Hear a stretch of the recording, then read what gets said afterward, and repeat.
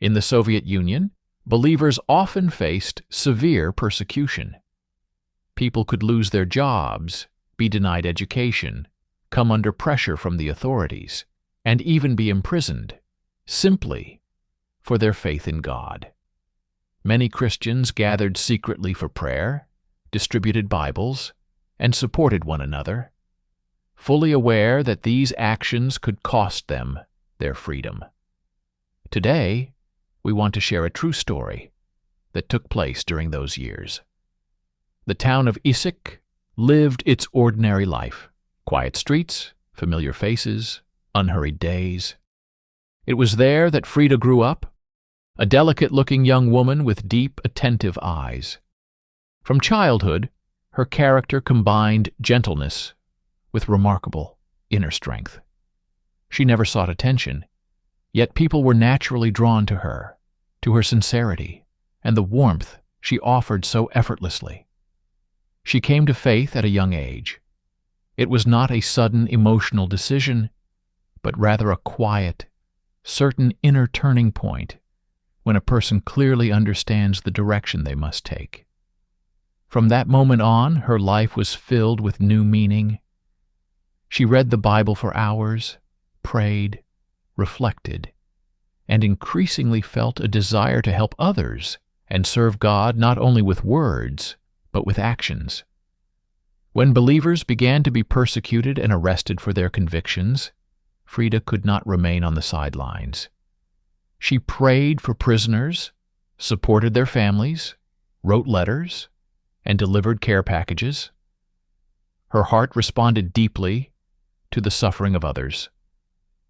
She often said that suffering for faith was not a disgrace, but an honor, and that God is especially close to those who walk through trials.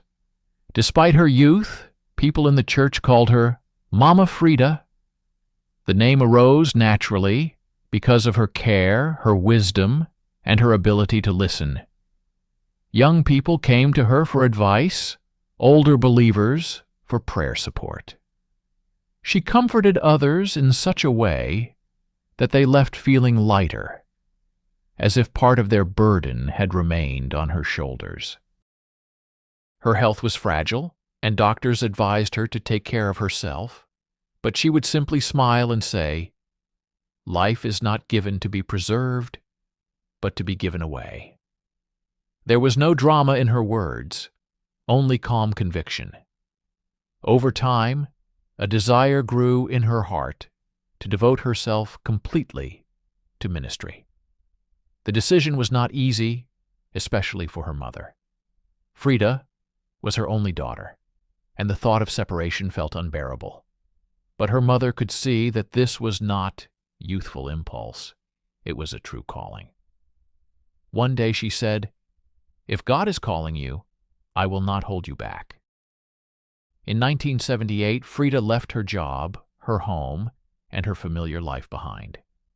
The future was uncertain, yet her heart was at peace. She felt she was walking the right path. When the need arose for someone to travel and obtain Christian literature, Frida volunteered first. She carried a strange sense of anticipation, unsettling, yet not paralyzing. She told those close to her, "Something will happen, but God will be with me." Before the trip, she asked to have her unfinished wedding dress completed. At the time, no one thought much of it.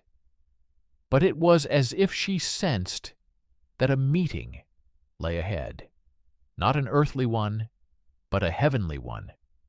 When saying goodbye, she embraced her friends a little more tightly than usual. There was a quietness and light in her eyes, the kind seen in people who have made an important decision and no longer doubt.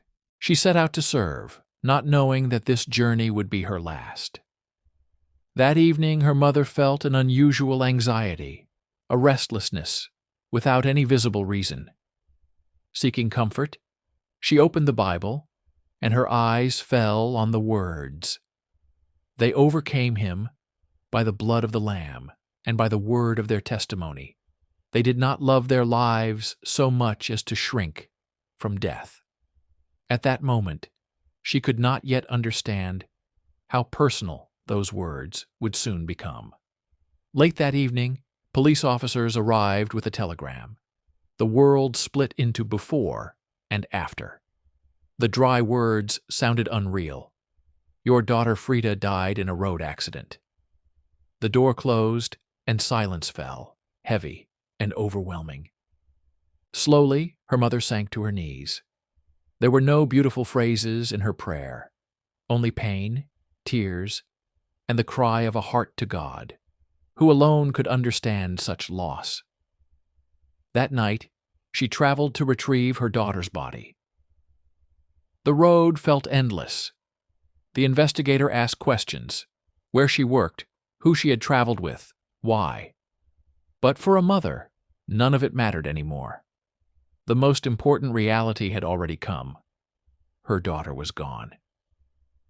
On February 9th, 1980, a funeral procession moved through the quiet streets of Issyk. People carried wreaths with Bible verses and softly sang Christian hymns. Tears flowed, but they held not only grief, they also held hope. On the coffin lid were written the words, "Rejoice, I am already home, among the saints." Frida was only 31 years old. At the funeral, it was said that they had been transporting Bibles, the most precious treasure for believers.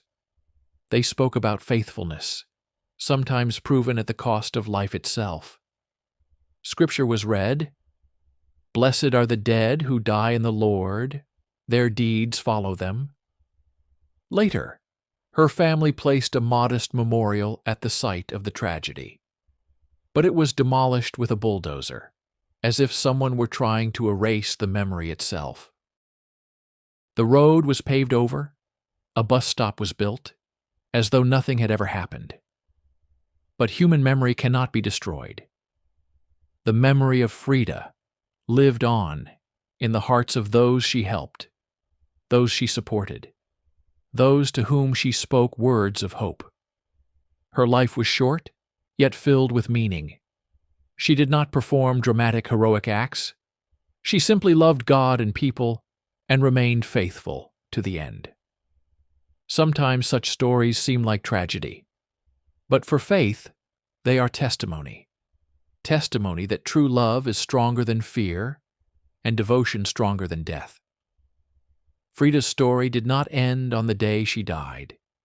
It continues, in memories, in the faith of those who knew her, in the quiet light of an example that does not fade with time. Her life became a road, and that road became a testimony.